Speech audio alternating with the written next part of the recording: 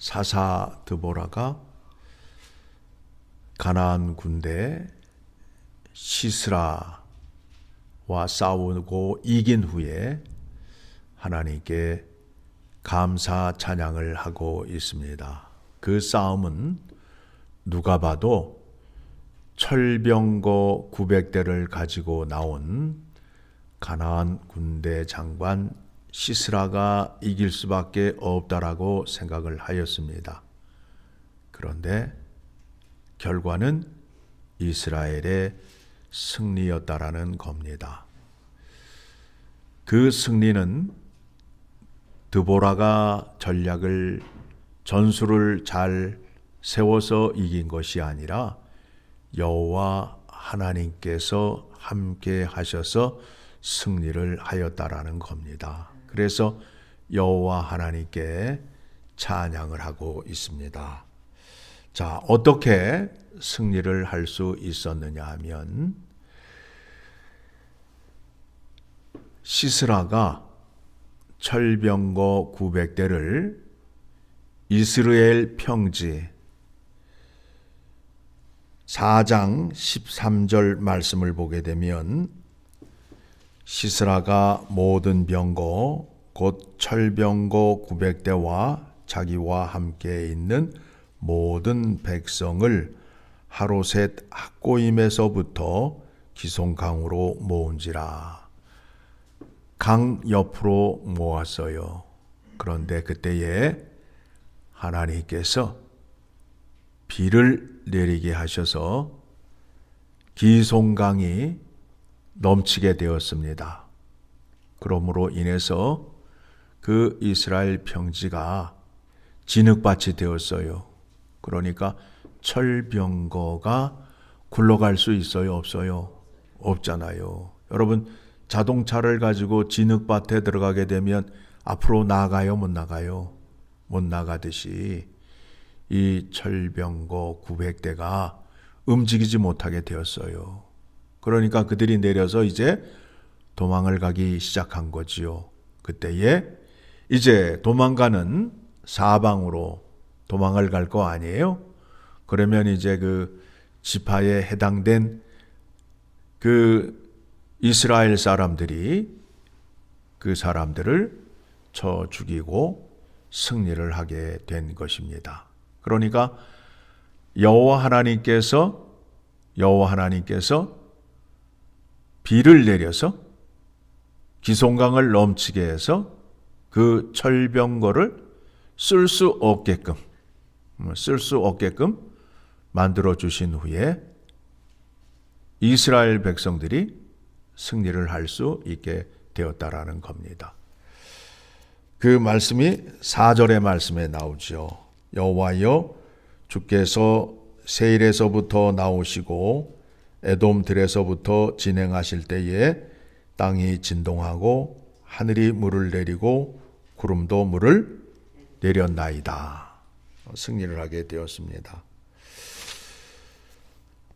6절 이하의 말씀을 보게 되면 그 당시에 미디안이 7년 동안 이스라엘을 압제할 때에 사람들이 큰 길로 다니지를 못하고 뒷길로 돌아다니고 심지어는 산속에 굴을 만들어서 그곳에 거주하였다라고 합니다. 그때에 하나님께서 드보라를 세워서 드보라를 통하여 이스라엘을 구원하시게 됩니다.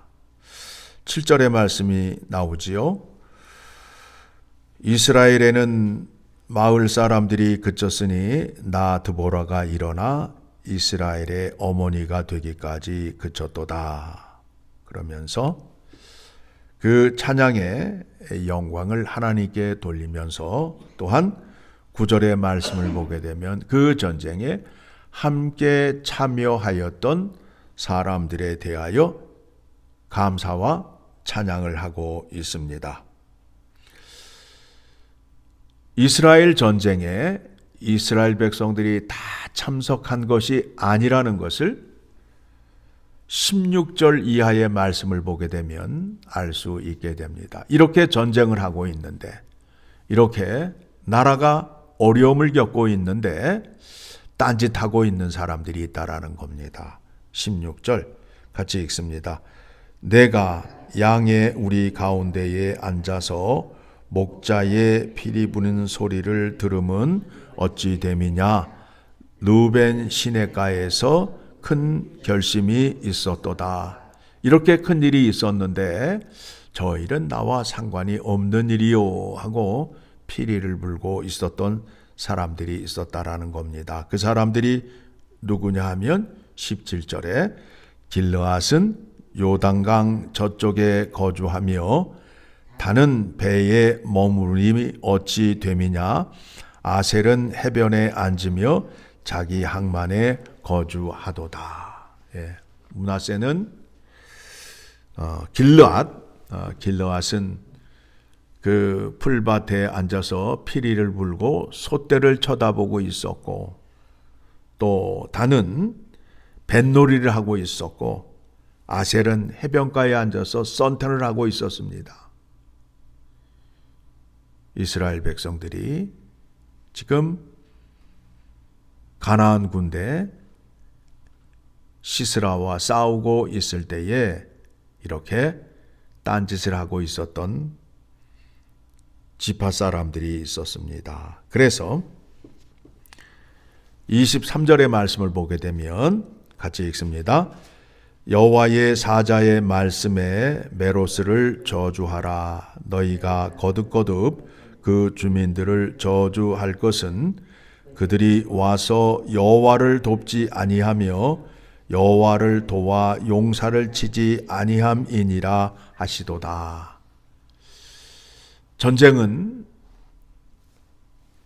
거룩한 전쟁으로서 하나님의 일입니다.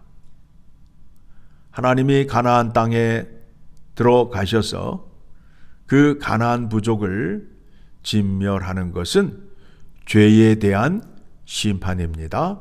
그들은 악한 자들이었고 우상을 섬기는 자들이었어요. 그래서 그 사람들을 심판하는 일을 누구에게 맡긴 거라고요? 이스라엘에게 맡긴 거잖아요. 그런데 그 일에 동참하지 않는 자들에게 어떻게 한다고요? 저주를 하잖아요. 저주를 하는 내용이 나오잖아요.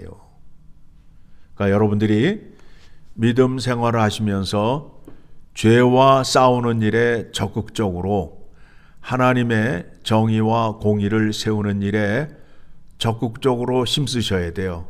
그래서 나는 조용히 믿음 생활하고 싶어 라고 말하는데 그런 믿음은 성경에 등장하지 않아요. 하나님의 편에 설 것인가 아니면 마귀 편에 설 것인가 두 가지로 나누어져요. 그러면 여러분들은 택함을 받으신 자로서 하나님의 편에 서서 하나님을 기쁘게 하시는 일을 하여야 된다라는 겁니다.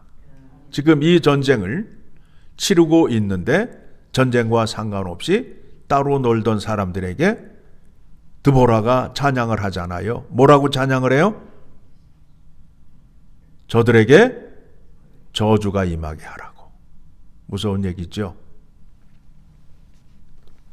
24절에서는 그 군대 장관 시스라를 따스한 우유를 먹이고 잠이 들게 하고 말뚝을 관자놀이에 박아 죽게 하였던 야엘이 등장하지요. 자, 24절 시작. 겐사람 헤벨의 아내 야엘은 다른 여인들보다 복을 받을 것이니 장막에 있는 여인들보다 더욱 복을 받을 것이로다. 이 여인에게는 더 큰 복을 주신다라는 거예요. 왜요? 하나님의 일에, 하나님의 거룩한 일에 적극적으로 참여한 자가 되었기 때문에 그렇다라는 겁니다. 그래서 31절을 가게 되면 여호와여 주의 원수들은 다 이와 같이 망하게 하시고 주를 사랑하는 자들은 해가 힘있게 돋음같게 하시옵소서 하니라. 여러분, 하나님의 일에 적극적으로 참여하게 되면 복을 받으시고, 뒤로 물러서게 되면 저주를 받게 된다라는 겁니다. 자, 이스라엘 공동체에 하나가 되지 못함을 우리가 오늘 말씀을 통하여 확인하였습니다. 그런데 예수 그리스도를 통하여 구원의 은혜를 받은 자들, 그 사람들을 교회로 불러 모았습니다. 그 교회는 사랑의 공동체로서 이와 같은 모습을 보일 수 없다라는 겁니다. 믿음의 공동체는 예수 그리스도를 머리로 하고 그 몸의 지체로 삼았습니다. 그래서 오른손이 아프면 왼손이 더욱더 수고를 하여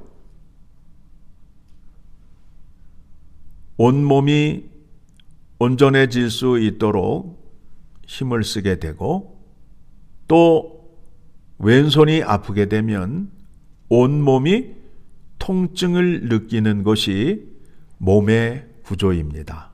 그러하듯이 주님의 몸된 교회는 그와 같은 영적인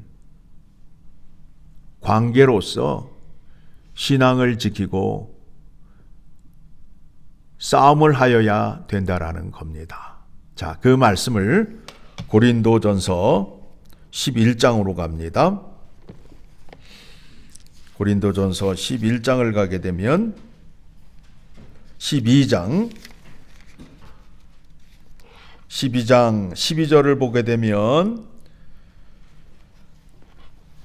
몸은 하나인데 많은 지체가 있고 몸의 지체가 많으나 한 몸임과 같이 그리스도도 그러하니라. 교회 안에 모인 사람들은 다 그리스도의 지체로서 그리스도의 명령을 따라 사는 사람들이에요. 그래서 각자의 맡은 그 기능이, 역할이 다르지만 결국은 주님의 몸의 지체로서 하나가 된다라는 겁니다. 눈이 하는 일이 다르고 귀가 하는 일이 다르지만 결국에는 그리스도의 몸에 붙어 있는 지체라는 겁니다. 자, 14절. 몸은 한 지체뿐만 아니요 여럿이니 만일 발이 이르되 나는 손이 아니니 몸에 붙지 아니하였다 할지라도 이로써 몸에 붙지 아니한 것이 아니요. 그렇죠? 거리가 있단 말이에요. 눈과 저 발가락과 거리가 멀리 떨어져 있잖아요. 그래서 상관이 없는 것 같지만 그렇지 않다라는 거예요. 그리스도의 몸에 함께 붙어 있는 지체라는 것을 깨달으시고, 그래서 24절 결론적으로 말씀을 드리게 되면 우리의 아름다운 지체는 그럴 필요가 없느니라. 오직 하나님이 몸을 고르게 하여 부족한 지체에게 귀중함을 더하사 우리의 약한 부분을 각 지체가 도와주듯이 우리 교회 안에서도 영적으로 연약한 자를 도와줘야 되고, 또 삶 속에서 어려움을 겪는 사람들을 도와주어야 되고, 또 하나가 되는 일에는 적극적으로 하나가 되어야 되는데 그것은 영적 싸움을 하는 것입니다. 하나님의 말씀을 대적하고 주님의 몸된 교회를 세우는 일에는 하나가 되어야 된다라는 겁니다. 오늘 본문의 말씀, 사사기 5장의 말씀을 통해서 그 이스라엘의 그 큰 전쟁이 있는데 딴짓을 하던 지파 사람들이 있었습니다. 그들에게 저주를 내리소서 하며 드보라가 찬양하는 것을 우리가 보았습니다. 그런데 우리에게는 예수 그리스도를 통하여 한 몸을 이룬 지체가 됨으로 인하여 그와 같은 일이 일어날 수 없습니다. 우리는 서로 사랑하고 하나님의 영광과 거룩을 위하여 함께 힘쓰는 믿음의 공동체임을 기억하시고 기도하실 때에 나뿐만 아니라 연약한 지체를 위하여 함께 기도하는 여러분 되시기를 간절히 소망합니다.